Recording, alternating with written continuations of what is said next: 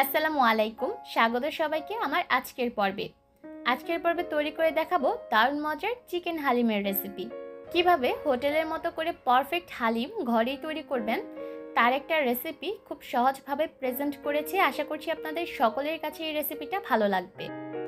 আজকের হালিম রান্নার জন্য আমি 1 কাপ পরিমাপে হালিম মিক্স ব্যবহার করব। আর এই হালিম মিক্সটা কিভাবে ঘরে তৈরি করবেন তার একটা রেসিপি কিন্তু আমার চ্যানেলে অলরেডি আপলোড করা আছে। আমি ডেসক্রিপশন বক্সে লিঙ্কটা দিয়ে দিব, আপনারা চাইলে সেখান থেকে দেখে নিতে পারবেন। এবার এই হালিম মিক্সের মধ্যে আমি পর্যাপ্ত পরিমাপে ফুটন্ত গরম পানি দিয়ে দিলাম। আর পানিটা দিয়ে দেওয়া হয়ে গেলে খুব ভালোভাবে নেড়েচেড়ে মিশিয়ে দিতে হবে। আর এভাবে করে আগে থেকেই যদি এই হালিম মিক্সটাকে গরম পানি দিয়ে ভিজিয়ে রাখেন তাহলে রান্না করার সময় দেখবেন খুব তাড়াতাড়ি হালিমটা রান্না হয়ে যাবে। এবার চিকেন হালিম রান্না করার জন্য প্রথমে চিকেনটাকে প্রিপেয়ার করব। আমি এখানে 500 গ্রাম চিকেনকে এভাবে ছোট ছোট টুকরা করে কেটে নিয়েছি। আর এভাবে ছোট টুকরা করে কেটে নিলেই কিন্তু আসলে হালিমটা খেতে ভালো লাগে।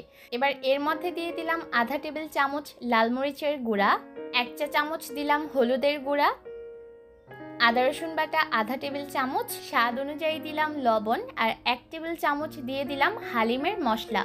আর এই হালিমের মশলাটা কিভাবে ঘরে তৈরি করবেন তার একটা রেসিপি কিন্তু আমার চ্যানেলে অলরেডি আপলোড করা আছে। আমি ডেসক্রিপশন বক্সে লিঙ্কটা দিয়ে দিব, আপনারা চাইলে সেখান থেকে দেখে নিতে পারবেন। এবার মশলার সাথে খুব ভালোভাবে চিকেনগুলোকে মাখিয়ে নিচ্ছি। আর মাখানো হয়ে গেলে এই চিকেনটাকে ম্যারিনেট করে রেখে দিব কমপক্ষে আধা ঘন্টার মতো।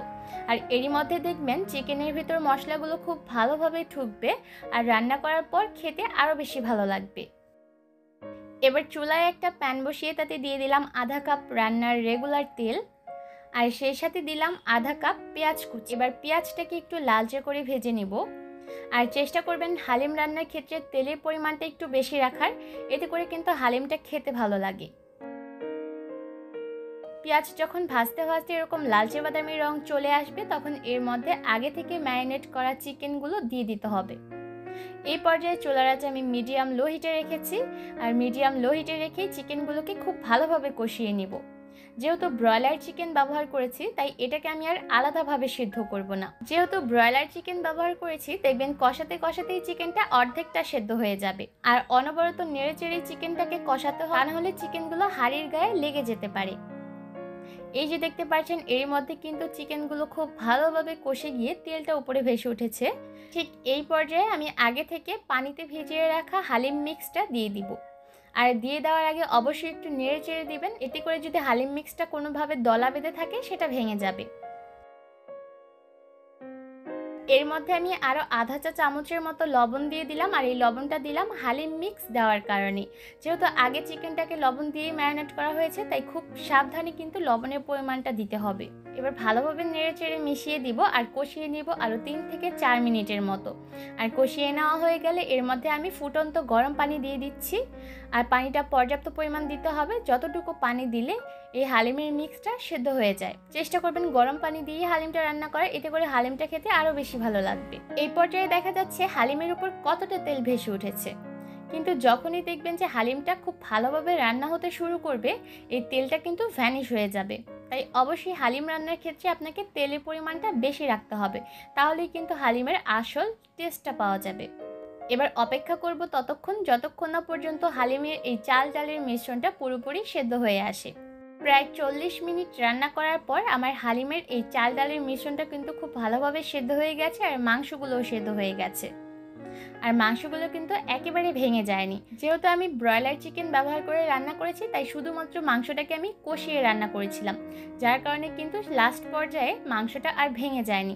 তবে যদি আপনারা খাসির মাংস বা গরুর মাংস দিয়ে হালিমটা রান্না করেন সেক্ষেত্রে কিন্তু আলাদাভাবে মাংসগুলোকে সেদ্ধ করে নিতে হবে। সবশেষে হালিমের মধ্যে দিয়ে দিলাম 1 চা চামচ হালিম মশলা, আর সেই সাথে দিলাম 1 মুঠ পেঁয়াজ বেরেস্তা। আর এই পেঁয়াজ বেরেস্তা অবশ্যই এই হালিমে ব্যবহার করার চেষ্টা করবেন। যদি হোটেলের মতো হালিম ঘরেই রান্না করতে চান অবশ্যই কিন্তু এই পেঁয়াজ বেরেস্তা আপনাকে হালিম রান্নার ক্ষেত্রে ব্যবহার করতে হবে। এবার নেড়ে চেড়ে মিশিয়ে দিচ্ছি। আর ঠিক এই পর্যায়ে আমি হালিমটাকে চুলা থেকে নামিয়ে নিব, কারণ হালিমটা নামানোর পরেও কিন্তু আরও একটু ঘন হয়ে আসবে। তাই আপনি হালিমটাকে যতটুকু ঘন রাখতে চান ঠিক তার আগ মুহূর্তে মানে একটু পাতলা থাকা অবস্থাতেই হালিমটাকে নামাতে হবে চুলা থেকে, কারণ নামানোর পরেও কিন্তু হালিমটা আরও একটু ঘন হয়ে আসবে। আর হালিম সাজানোর জন্য আমি এখানে নিয়ে নিয়েছি কিছুটা পেঁয়াজ বেরেস্তা, শসা কুচি, আদা কুচি, কাঁচামরিচ কুচি, নিয়েছি লেবু আর পুদিনা পাতা। দোকানের হালিমের স্বাদ যদি আপনি ঘরে পেতে চান, অবশ্যই কিন্তু এই পেঁয়াজ বেরেস্তাটা হালিমের ক্ষেত্রে ব্যবহার করতে হবে। হালিমটা ঠান্ডা হয়ে যাওয়ার পর আমি একটা হাঁড়িতে সার্ভ করছি। এটা কিন্তু খুব বেশি ঘন বা একদমই পাতলা নয়, মোটামুটি পর্যায়ে আছে। আর এর থেকে যে একটা সুগন্ধ বের হচ্ছে সেটা তো আপনারা স্ক্রিনে দেখে বুঝতে পারবেন না। সেটা বোঝার জন্য অবশ্যই আপনাদের এই হালিমটা বাড়িতে রান্না করতে হবে। এবার আমি উপর থেকে কিছুটা পেঁয়াজ বেরেস্তা, শসা কুচি, আদা কুচি, কাঁচামরিচ কুচি দিয়ে এই হালিমটাকে সাজিয়ে নিচ্ছি। আপনারা আপনাদের পছন্দ অনুযায়ী ইনগ্রিডিয়েন্টস দিয়ে কিন্তু এই হালিমটাকে সাজাতে পারেন। ঘরে খুব সহজেই হালিমটা তৈরি করে আপনারা চাইলেই কিন্তু ইফতার টেবিলে সার্ভ করতে পারেন। আশা করছি ছোট বড় সকলের কাছেই ভালো লাগবে। আজকের মতো এখানে বিদায় নিচ্ছি। ভালো থাকবেন সবাই। আল্লাহ হাফেজ।